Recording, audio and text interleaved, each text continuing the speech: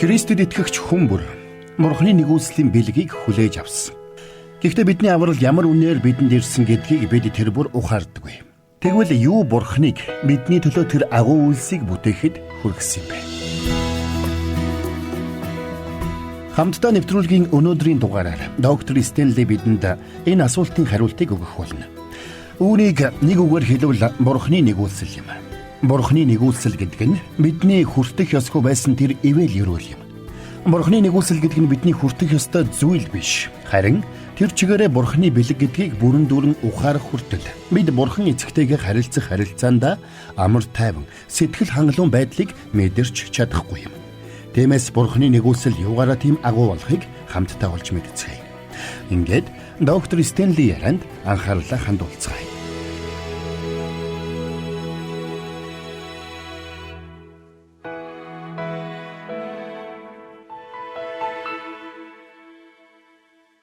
Хамтдаа Библийн нэгэд Эфес номын 2 дугаар бүлгийн 1-9 дугаар ишлэлийг гаргаад харъя.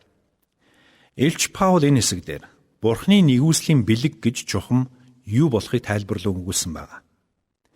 Тиймээс эрхэм сонсогч нараа, хэрвээ та нарын дунд хараахан бүтээгч Бурхныг таньж мэдээгүй, тэр өөрөө бидний дунд хүн болон ирсэн Христ аврагч юм а гэдэгт итгэж авралыг авч амжаагүй хүмүүс байгаа бол яг одоо миний ярих бүхнийг анхааралтай сонсоосэй гэж хүсэж байна.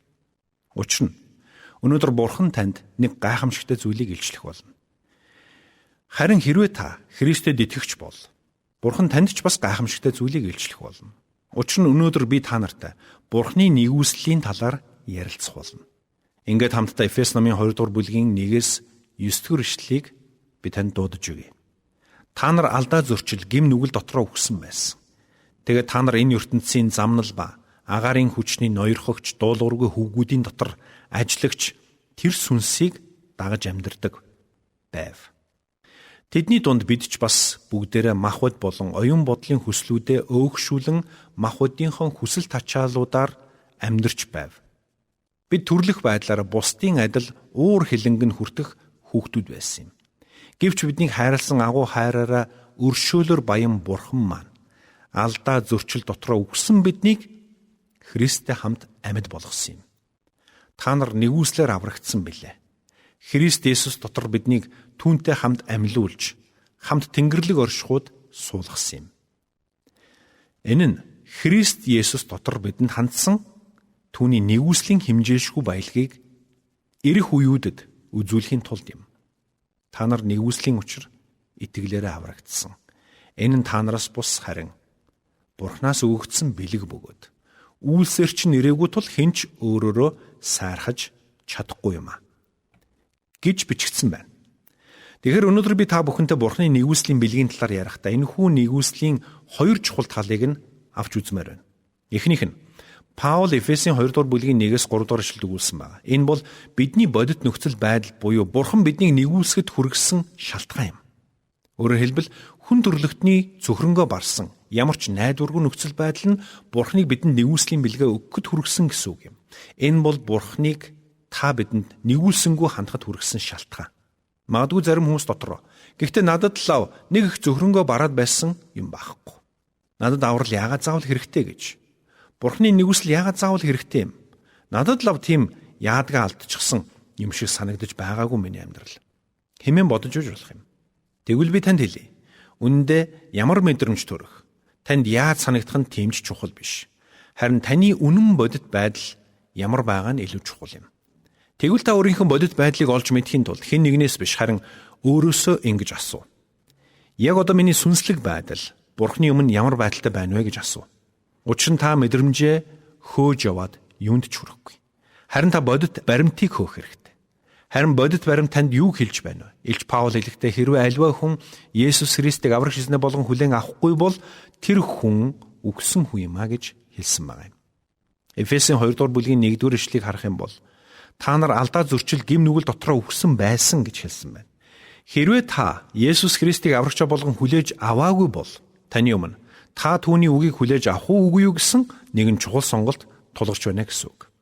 Учир нь түүний үг нь таныг гим нүгэл алдаа зөрчил дотроо өгсөн гэж тодорхойлж хэлсэн байна шүү дээ. Магадгүй та үнийг мэдрэхгүй. танд ингэж санагдахгүй. Амьдрал чинь бүх талаараа болж бүтэж байгаа мэт санагдаж байж болох ч цаг нь ирэхэд та Бурхны шүүлтийн өмнө зогсох болно гэдгийг Библийн үг тунхаглаж байна. Энэ бол миний үг биш. Харин Бурхны үг. Тиймээс хэрвээ та Есүс Христийг аврагч эзнээ болгон хүлээж аваагүй бол та үхсэн байна гэсэн үг юм. Таныг өвчтэй, эсвэл төөрсөн, эсвэл тэнцвэргүй байна, эсвэл зам алдсан гэж хэлээгүй. Харин алдаа зөрчил дотроо үхсэн гэж хэлсэн байна. Магадгүй үнийг та сонсоод би үхээгүй амьд байна шүү дээ. Миний зүрх цохилж байна. Би хөдлөж байна, амьдарч байна, гүйж байна, харайж байна. Би юусоо үхээгүй байхад та юу яриад байна гэж бодож үйж болох юм. Хэрвээ та ингэж бодож байгаа бол би танд тайлбарлаж өгье. Та бие махбодын хувьд амьд сүрэн байгаач сүнсээрээ үхсэн байна. Энэ нь таны Бурхантай харилцаж, Бурхантай холбогдох тэр чухал хэсэг чинь үхчихсэн байна гэсэн үг. Тиймээс хожим та нас барж Бурхны өмнө очихын цагт Бурхан таныг амьд үхтэл гэж нэрлэх болно. Учир нь та өнөөдөр бие махбодын хувьд амьд боловч сүнсээр айлдын үхсэн байна. Энэ бол таны одоогийн бодит байдал, одоогийн байр суурь. Та сүнсээрээ үхсэн байна. Тэгвэл сүнсээрээ үхсэн хүн ямар байдгийг Илч Паул дараах байдлаар тайлбарлан хэлсэн байна. Эфес номын 2 дугаар бүлгийн 1-ийг гаргаад харах юм бол та нар алдаа зөрчил гэм нүгэл дотроо үхсэн байсан. Тэгээд та нар энэ ертөнцийн замнал, багаарын хүчний ноёрхогч, дуулуургүй хөвгүүдийн дотор нь ажиллагч тэр сүнсийг дагаж амьдардаг байсан. Энэ бол сүнсээрээ үхсэн хүний одоогийн нөхцөл байдал. Учир нь Паул энэ эсхийг Христэд итгэгчдэд хандан та нар өмнө ийм байсан шүү дээ хэмээн тайлбарлан бичсэн байгаа юм. Тэгвэл хамтдаа Эфес номын 2 дугаар бүлгийн 1-3 дугаар ишлэгийг нь харъя. Та нар алдаа зөрчил гэм нүгэл дотроо үхсэн байсан. Тэгээд та нар энэ ертөнцийн замнал буюу агаарын хүчний ноёрхогч, дуулуургүй хөвгүүдийн дотор ажиллагч тэр сүнсийг дагаж амьдардаг байсан. Тэдний дунд ч бид ч бас бүгдээрээ махбод болон оюун бодлын хүслүүдэд өөгшүүлэн махбодынхон хүсэл тачаалуудаар амьдарч байваа. Бид төрлөх байдлаараа бусдын адил уур хилэнгэн хүртэх хүүхдүүд байсан юм а гэж хэлсэн байна. Энэ юу гэсэн үг вэ? Энэ нь Христэд итгэж авралыг аваагүй хүн энэ ертөнцөөр өдөрдүүлэн амьдардаг гэсэн үг. Магадгүй та өөрийгөө бие даан шийдвэр гаргадаг гэж бодож байж болох юм. Гэхдээ өнөөдөр энэ дэлхийн ертөнцид газар аваад байгаа томоохон үзэл санаануудыг бодоод үзээрэй. Хүмүүс өөрсдөө ч мэдлгүйгээр энэ ертөнцөөр өдөрдүүлэн амьдарч байдаг. Учир нь энэ ертөнц биднийг өөрийнх нь амьдралын хэм хэмжээг дагахыг шаардаж байдаг юм. Биднийг хэрхэн хувцлаж, юу ярьж, яаж амьдрахыг тулган шаардаж байдаг гэсэн үг. Би энд ертөнц гэж хэлэхдээ дэлхийн бөмбөрцгийн тухай ярьж байгаа хэрэг биш шүү. Харин энэ ертөнцийн системийн тухай ярьж байгаа юм. Харин энэ системийг хэн удирдах байдаг вэ?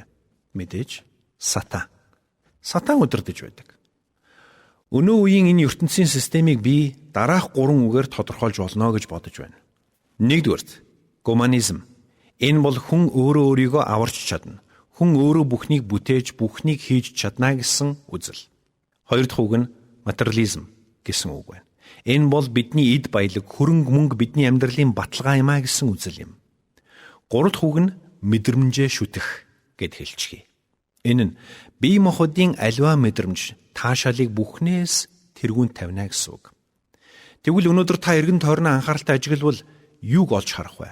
Хүн өөрөө бүхнийг хийж чадна, хүнд Бурхны хэрэг байхгүй гэсэн гуманист үзэл газар авсныг та харах болно. Бурхан биш, материалыг эд зүйлс бидний амьдралыг ханган тэтгэх болно гэсэн материалист үзлийг харах болно. Бие махбодын таашаал, зугаа цэнгэлийн тухай юу ч хийхээс буцахгүй болсон хүмүүсийг харах болно. Энэ бүх зүйл бидэнд авралыг өгөхгүй нь илэрхий байсан ч хүмүүс үүнийг үл тоон эдгээр зүйлсийн хойноос мөшгсөөр байгаа. Учир нь энэ ертөнц бидэнд та нарт Бурхан хэрэггүй, та нар өөртөө итгэхэд л болно гэж хэлдэг. Энэ ертөнц бидэнд чи ийм машинтай, ийм байртай, ийм хувцастай, ийм утастай, ийм танил хүмүүстэй байхад бүхнээс илүү байх болно гэж хэлдэг. Энэ бүхэн чамд байхад чамд өөр юу ч хэрэггүй гэж номлодог. Эсвэл чи ийм таашаалыг мэдрвэл, ийм зугаа цэнгэлийг эдэлбэл, ийм мэдрэмжийг авах юм бол хэн хүнээс илүү аз жаргалтай нэгэн болно гэж хэлдэг юм. Эцсийн нүндээ хэрвээ чамд энэ бүхэн байгаа бол чамд Бурхан гэж хэрэггүй гэж ятгадаг юм. Энэ бол мэхлэлт. Гэтэл энэ ертөнцийн энэхүү хурам мэхлэлтийн цаана бүхэлд нь Сатан ажиллаж байдаг. Тэр үүгээрээ хүн төрлөختнийг өдөртөн чиглүүлж байдаг юм. Тиймээс тухайн хүн Есүс Христэд итгэж түүнийг аврагч эзнээ болгон хүлээн авахаас нааш яана гэсэн үг вэ? Би юу хийхээ хинээрч заалахгүй, өөрөө бүхнийг шийдэх болно гэж хэлдэг юм. Гэтэл тэд өөрөө өөрсдөө бүхнийг шийдээд байгаа юм шиг боловч үнэн хэрэгтээ тэр бүх шийдвэрийн цаана нь Сатан тэднийг хөтлөн дагуулж байдаг гэдгийг тэд мэддэггүй юм. Тиймээс Паул Бурхны нэгүслийн бэлгийн тухай өгүүлэхдээ хүмүүс бид гим нүгэл алдаа зөрчлийнхөө улмаас Бурхны өмнө сүнсээрээ үхсэн байсан гэдгийг сануулсан хэрэг. Энэ нь бид энэ ертөнцөөр буюу үүний цаана ажиллаж буй сатанаар өдөрдүүлэн амьдарч байсан гэсэн үг юм. Цаашаа харъя л да, Эфесийн 2:2-ыг харах юм бол тэгээд та нар энэ ертөнцийн замнал ба агаарын хүчний ноёрхогч, дуулуургүй хүүгдийн дотор ажиллагч тэр сүнсийг дагаж амьдардаг байсан гэсэн. Хэрвээ та Христэд итгэж авралыг аваагүй бол Сатан таны бодол санааг захирах болно гэсэн үг. Учир нь хэрвээ та амьд Бурхныг дагдаггүй бол өөр ямар нэгэн зүйлийг дагаж байна гэсэн үг юм. Тэгвэл тэр нь хэн бэ? Хэн байх боломжтой вэ? Библи түүнийг агаарын хүчний ноёрхогч гэж тайлбарлан хэлсэн. Энэ бол диавол буюу Сатан. Тэгвэл Сатаны туйлын зорилго нь юу юм бэ? Тэр нэгдүгээр таны нүдийг харлган болгож, дараа нь хуурам мэхэлдэг, гуравт таныг устгаж сүрүүлэхийг хүсдэг юм. Тэр амьдралыг чинь захирч, мөхөл сүрэл рүү жолоодохыг хүсдэг юм. Хэрвээ та нүдээ нээж, гим нүгэл амьдралд чинь ямар хор хөнөөл учруулж байгааг харах юм бол, дуулуургүй байдал амьдрал чинь ямар хор хөнөөл учруулж байгааг харах юм бол, Бурхныг үл тоож, Бурхныг эсэргүүцэх нь ямар их хор хөнөөл авчирч байгааг харах юм бол, хизээж диаволыг дагахгүй байх байсан. Гэвч диавол эхлээд бидний сүнслэг нүдийг сохолж, тэр бүх сөрөг нөлөөнүүдийг олж харах чадваргүй болгодог. Улмаар бидний амьдралыг мөхөл сүрэл рүү хөдөлдөг юм. Тийм учраас өнөөдөр маш олон хүн амьдралдаа алдаа гаргаж, ёроолдо тултал дордчхоод би одоо яах вэ хэмээн аргаа баран хашгирч шаналж суудаг юм. Магадгүй хэрвээ та өнөөдөр тийм байдалд орсон байгаа бол юу хийх хэрэгтэйг чинь би яг одоо хэлж өгье. Юуны түрүүнд та өөрийгөө Бурхны өмнө сүнсээр үхсэн байгаагаа хүлээн зөвшөөрөх ёстой. Та алдаа зөрчилдөө үхсэн учраас Бурханаас ангид аврагдах боломжгүй гэдгээ хүлээн зөвшөөрөх ёстой. Учир нь таны ертөнцөөр өдөрдүүлэн амьдраад зогсохгүй, Сатанаар өдөрдүүлэн амьдарч байна. Эфес номын 2 дугаар бүлгийн 3-ыг гаргаад харах юм бол Илч Паул энхүү хэлсэн байна. Тэдний дунд бид ч бас бүгдээрээ махбод болон оюун бодлын хүслүүдэд өөгшүүлэн махбодынхон хүсэл тачаалуудаар амьдарч байваа. Бид төрлөх байдлаараа бусдын адил уур хилэнгэн хүртэх хүүхдүүд байсан юм гэсэн ба. Энэ юу гэсэн үг болохыг та ойлгож байна уу? Махбод болон оюун бодлын хүслүүдэд өөгшүүлэн махбодынхон хүсэл тачаалуудаар амьдарч байваа гэж Паул юу хэлсэн юм бэ? Өөрөөр хэлбэл бид хуучин нүгэлт мөн чанартаа хөтлөгдөн Сатанаар өдөрдүүлэн амьдарч байсан гэсэн үг юм. Харин Есүс Христэд итгэсэн мөчөөс эхлэн бүх зүйл өөрчлөгддөг. Бид цаашид махбодынхон хүсэлд биш, харин Есүс Христийн хүсэлд захирагдан амьдрах болсон. Энэ нь чухам юу гэсэн үг вэ? Энэ нь бид Есүс Христэд итгэсэн цагаас эхлэн Христ бидний амьдрал болсон гэсэн үг юм. Тиймээс бид амьдралын аливаа асуудалд Есүс Христийн дагуу хариу үйлдэл үзүүлэх ёстой гэсэн үг юм. Учир нь Христ одоо бидний дотор нутаглаж, бидний амьдралаар амьдрах болсон. Тэгвэл Христэд итгэдэггүй хүмүүс яадаг вэ? Тэд амьдралд хандахдаа өөрийн нүгэлт мөн чанарын дагуу ханддаг. Харин тэрхүү нүгэлт мөн чанарыг Сатан өөрөө бохирдуулж, өөрөө удирдан чиглүүлж байдаг юм. Ийм хүмүүсийн тухайд Паул хэлэхдээ Эфесийн 2:1-д бид нар аль хэдийн уншсан. Та нар алдаа зөрчил гэм нүгэл дотроо үхсэн байсан гэж хэлсэн. Энэ нь тэр хүн Бурхны эсрэг тэрслэн амьдарч байна гэсэн үг юм. Бурхны хуулийг зөрчиж, Бурхны эрх мэдлийг амьдралдаа хүлээн зөвшөөрөхөөс татгалзаж амьдарч байна гэсэн үг юм. Гэтэл бидний амьдралд хандсан Бурхны зорилго төлөвлөгөөг зориудаар тэрслэн амьдрнаа гэдэг нь өөрөө бүтээгч Бурхныхаа эсрэг тэрслэн амьдарч байна гэсэн үг. Үүгээрээ тэр хүн Бурханд би таны эрх мэдлийг хүлээн зөвшөөрөхөөс татгалзаж байна. Би таны хүслийг биш өөрийнхөө хүслийг илүүд үзэн дагах болно гэж хэлж байгаа гэсэн үг юм. Та өөрийнхөө хүслийг даган амьдарч байгаагаа яаж тайлбарлаж, яаж ч гоё өнгөөр будаж, яаж ч гоё сайхнаар зөвтгөж болно. Гэхдээ эцсийн дүндээ та Бурхан минь би таны эрх мэдлийг эсэргүүцэж байна. Би бүхнийг өөрийнхөө хүслээр хийх болно гэж хэлж байна гэсэн үг юм. Харин Бурхан хариуд нь чи миний хуулийг зөрчиж, миний эрх мэдлийг хүлээн зөвшөөрөхөөс татгалзаж байна шүү, хүү минь охин минь гэж анхааруулдаг юм.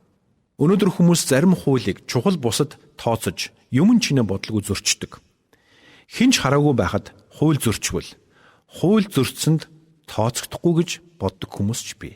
Гэхдээ хэн нэгэн харж байгаа эсгэс үл шалтгаалаад альва орны хуулийг зориудаар зөрчснөөрөө та би энэ орны хуулийг үл тоож байна гэж хэлж байгаатай адилхан юм.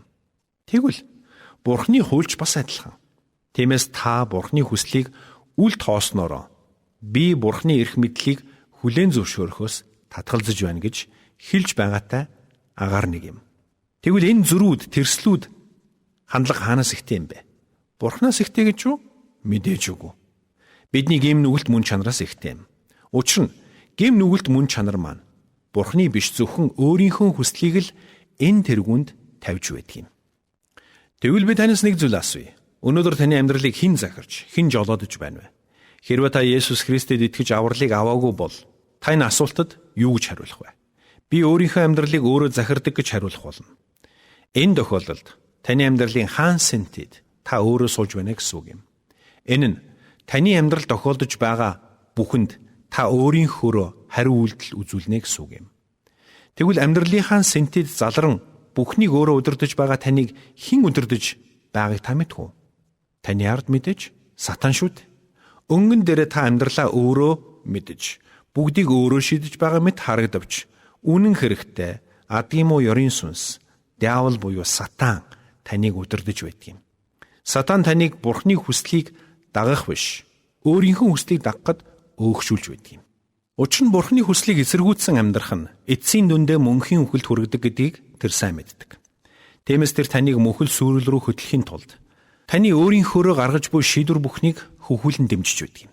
Үр дүнд нь та өөрт чинь тохиолдож байгаа бүхнийг Бурхны хүслийн дагуу биш харин өөрийнхөө хүслийн дагуу дүгнэж шийдэж явах болно.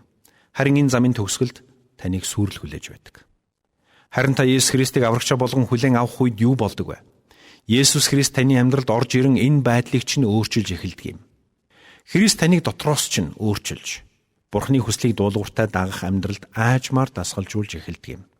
Тиймээс Илч Паул биднийг Христэд итгэхээс өмнө алдаа зөрчил гэм нүгэл дотроо өгсөн байсан гэж хэлэхдээ биднийг Бурхны эрх мэдлийг эсэргүүцсэн амьдарч байсан гэсэн санааг илэрхийлж байгаа юм. Учир нь бид Бурхнаар амьдралаа удирдуулахын оронд өөрсдөө амьдралаа удирдах байсан. Энэ бидний амьдралыг захирах Бурхны эрх мэдлийг эсэргүүцсэн тэрсэлж байна гэсэн үг юм. Өнөөдөр гаднаас харахад ямар ч асуудалгүй харагддаг хүмүүс олон бий. Тэд олонний нүдэн дээр бие зөв сайхан авч явдаг. Яагаад тэр вэ? Энэ тэд Бурханд хайртай учраас биш. Харин өөрийгөө сайн сайхан хүн болгож харагдуулахын тулд эсвэл дотроо би ч сайн хүн шүү дээ гэсэн бодлоор өөрийгөө тэтгэх гэж ийм байдал гаргадаг юм. Ийм хүмүүсийн хувьд бусад хүмүүс намайг юу гэж бодох бол гэдг нь маш чухал асуулт юм. Гэвч гаднаа ямар дүр эсэхээс үл шалтгаалаад тэдний дотор амин хуваа хичээсэн өөрийнхөө хүслээр бүхнийг хийх гэсэн хандлага нь оршсоор байдаг юм. Тэд хэрв боломж нь олдвол хийж болохгүй гэсэн зүйлс бүрийг хийхээс буцахгүй байх байсан. Учир нь махбодын хүсэл хизээд Бурхны эсрэг тэрсэлж байдаг юм. Магадгүй та дотроо би Христэд итгэдэггүй байлаа гэд Бурхны эсрэг тэрслээд л дайсагнад байгаа зүйл огт байхгүй шүү дээ гэж бодож үйж болох юм. Тэгвэл би танд хэлье. Та амьдралаа Христээр удирдуулахаас татгалзна гэдэг нь өөрөө Христийн эрх мэдлийг эсэргүүцэж байна гэсэн үг юм. Үүгээрээ та Бурхны хууль ёсны байр суурийг хүлээн зөвшөөрөхөөс татгалзаж байна гэсэн үг. Үүнийг Бурхны эсрэг тэрслэл, дайсагналж үзэхээс өөрөөр тайлбарлах боломжгүй юм. Хамтдаа Библиэс харъя л да. Эфесийн 2 дугаар бүлгийн 2-ын 3-ыг харах юм бол Паул яг л энэ зүйлийг хэлсэн байна. Тэгээд та нар энэ ертөнцийн замнал ба агаарын хүчний ноёрхогч дуулуургүй хүүгүүдийн дотор ажиллагч тэр сүнсийг дагаж амьдардаг байв. Тэдний дунд бид ч бас бүгдээрээ махбод болон оюун бодлын хүслүүдэд өөгшүүлэн махбодынхон хүсэл тачаалуудаар амьдарч байв. Бид төрлөх байдлаараа бусдын адил уур хилэнг нь хүртэх хүүхдүүд байсан юм. Паул энд юуны тухай ярьж байна вэ? Тэр биднийг Бурхны өмнө дуулуургүй байсан гэдгийг хэлж байна. Бид түүний хуулийг зөрчиж, түүний эсрэг дайсагнаж байсан гэдгийг сануулж байна. Энэ нь бид бүх зүйлийг өөрийнхөө хийж, өөрийнхөө махбодын хүслийг даган амьдарч байсан гэсэн үг юм. Би үүнийг хүсэж байна. Тиймээс би үүнийг хийх болно. Би үүнийг яг одоо өөрийн болгохыг хүсэж байна. Тиймээс би үүнийг яг одоо авах болно. Бид ийм л сэтгэлгээгээр амьдарч байсан. Уг нь бид Бурхны өмнө очиод Бурхан минь ээ, таны хүсэл юу вэ? Миний амьдралд хандсан таны төлөвлөгөө чухам юу юм бэ? Та намайг ямар сонголт хийгээсэй гэж хүсэж байна гэж асуудаг байх ёстой юм. Гэтэл Христэд итгэхээс өмнө бид ингэж асуух нь бүхэл би үүнийг л хүсэж байна. Би үүнийг яг одоо хүсэж байна. Яг одоо гэж зүтгэдэг байсан. Өөрөөр хэлбэл бидний хүсэл тачаал биднийг хөтөлж өдөрдөж байсан гэсэн үг. Хүсэл тачаал гэхээр заавал сексийн харилцаатай холбож бодох албагүй. Эсвэл шунаг сувдаг сэтгэлтэйч холбож бодох албагүй. Бидний амьдралын бүхий л талбарт бидний хүсэл тачаал биднийг өдөрдөж байгаагаар нь бодох хэрэгтэй. Энэ тухай Илч Паул хэлэхдээ үргэлжлүүлэн бид төрлөх байдлаараа бусдын адил уур хилэнг нь хүртэх хүүхдүүд байсан юм а гэж хэлсэн. Өөрөөр хэлбэл бидний энэ хүсэл тачаалтаа автсан байдал нь эцсийн дүндээ Бурхны уур хилэнг хүртэх ёстой байсан гэсэн үг юм. Хэрвээ би танаас таны амьдралыг хэн өдөрдөж байна вэ гэж асуувал та би өөрөө өөрийнхөө амьдралыг өдөрдөж байна гэж хариулах байх. Тэгвэл би танд хэлье. Сануул юм уу? Өнөөдөр таны амьдралыг та өөрөө өдөрдөж байгаа мэт санагдаж байж болох ч үнэн хэрэгтээ сатан таныг өдөрдөн чиглүүлж байгаа гэдгийг бити мартаарай. Тэр алсуураа таны замыг өдөрдөн чиглүүлж байдаг. Учир нь та түүний бий болгосон систем дотор амьдарч байна. Тэгвэл энэ зам эцэстээ таныг юунд хүргэдэг та мэдв үү? Гарцаагүй мөхөл сүрэл рүү хөтлөх болно. Учир нь Бурхныг эсэргүүцэн Бурхны эсрэг дайсагнан амьдарч байгаа нэгэн хизээч амжилтанд хүрэхгүй. Тиймээс би танаас асууя. Та энэ ертөнцөөр өдөрдүүлэн амьдрахыг хүсэж байна гэж үү? Сатанаар амьдралаа өдөрдүүлэн амьдрахыг хүсэж байна гэж үү? Махуудын хүсэл тачаалтаа автан амьдрахыг хүсэж байна гэж үү? Эсвэл эсрэгээр амьд Бурхнаар өдөрдүүлэн амьдрахыг хүсэж байна уу? Эфесийн 2:1-3 хэлсэн ишлэлээр дамжуулан Илч Паул бидэнд хэрхэн амьдрах учиртайг сануулan зааж байна. Тэрээр Эфесийн итгэгчд хандан бичгтээ та нар өмнө ийм байсан. Энэ байдлынхаа улмаас та нар Бурхны уур хилэнг хүртэх ёстой байсан гэж тайлбарлаж бичсэн байгаа юм. Гэвч бидний энэ цөхрөнгөө барсан ямар ч аврагдах найдваргүй нөхцөл байдал Бурхныг хөдлөсөн юм. Бурхан биднийг өрөвдөн хайрласан да. Бидэнд нэгүслийн бэлгээ өгсөн юм. Учир нь үнэндээ ийм байдалд орсон хүн Бурханд юу өгч чадах вэ? Юу ч өгч чадахгүй. Учир нь тэр сүнсээрээ үгсэн байна. Тэр махуудын хүслийг дагаж өөрийнхөө хүслийн төлөө бүхнийг хийн амьдарч байна. Тэр хүн энэ ертөнцийг дагаж сатанаар өдөрдүүлэн амьдарч байна. Ийм хүнээс Бурханд өгөх зүйл нэгч байхгүй. Магадгүй та хамгийн сайн байшинд амьдардаг байж болно. Эсвэл эсрэгээр ядуу зүдүү амьдардаг ч байж болно. Гэхдээ би танд нэг зүйлийг хэлье. Энэ бүхнээс чинь үл шалтгаалаад танд Бурхны нэгүсэл хэрэгтэй. Учир нь та өөрөө өөрийгөө аварч чадахгүй. Тиймээс ч Бурхан таныг өрөвдөж хайрласан да. Есүс Христийг илгээсэн юм. Хэрвээ та түүнийг аврагчаа болгон хүлээн авбал тэр таныг өөрчилж Бурхан таныг гэр бүлийнхээ гишүүн болгон хүлээн авах болно. Энэ тухай Библиэд хэлэхдээ Есүс Христэд итгэсэн түүнийг Бурхан цоош нь бүтээл болгосон хэмээн өгүүлсэн байдаг. Эцэст нь Есүс Христийг аврагчаа болгон хүлээн авах үед ариун сүнс таны амьдралд нутаглахаар ирэх болно. Тэр цагаас эхлэн та Есүс Христийн дотроос дахин төрж Есүс Христийн амьллын хүч чадлыг мэдрэн амьдрах болно. Есүс Христийн бидэнд өгдөг тэрхүү гайхамшиг сүнслэг ивэл өрөөлүүдийг хүлээн авч түүний гайхамшигтай өвийг хуваалцах болно. Тинхүү Есүс Христ амьдралд чинь орж ирсэн мөчөөс эхлэн амьдрал чинь бүхлээрээ өөрчлөгдөх болно. Найз минь, чи өнөөдөр хаач байж, юу ч хийж байж болно. Амьдралдаа сэтгэл хангалуун эсвэл сэтгэл дундуур аль нь ч байж болно. Гэхдээ энэ бүхнээс үл шалтгаалаад Бурхны нэгүслийн өмнө бууж өгч өөрийн бардам зангаа хойш тавин гимнүглээ гимшиж түүнд бууж өгөөрэй. Паулийн бичсэн бүхнийг даруугаар хүлээн зөвшөөрч Есүс Христийг аврагчаа болгон хүлээж аваарай. Хэрв та үүнийг хийх юм бол тэр л мөчөд та авралыг авч амьдрал чинь бүхлээрээ өөрчлөгдөх болно. Хүмүүс бид бүгдээрээ гимнүглийнхээ улмаас сүнсээр үхсэн бөгөөд өөрийгөө аварч чадахгүй гэдгийг доктор Стенли бидэнд сануулж байна. Тийм ч учраас Бурхан бидэнд нэгүслийн бэлгээ өгсөн юм. Хэрвээ бид Бурханы нэгүслийн бэлэг болох Есүс Христийг аврагчаа болгон хүлээж авах юм бол та мөн хамиг бэлэг болгон хүлээн авах болно. Тэр цагт та Бурханы гэр бүлийн гишүүн болох болно. Хүмүүс бидний аврагдах ямар ч найдваргүй цөхрөнгөө барсан нөхцөл байдлыг Бурхан харсан учраас тэр өөрөө санаачилгыг гартаа авч бидний төлөө Есүс Христийг илгээсэн гэдгийг бид ойлгох нь чухал юм. Тэгвэл та Бурхны өгч буй энэхүү гайхамшигтай нэгүслийн бэлгийг хүлээн авахыг хүсэхгүй гэж юу?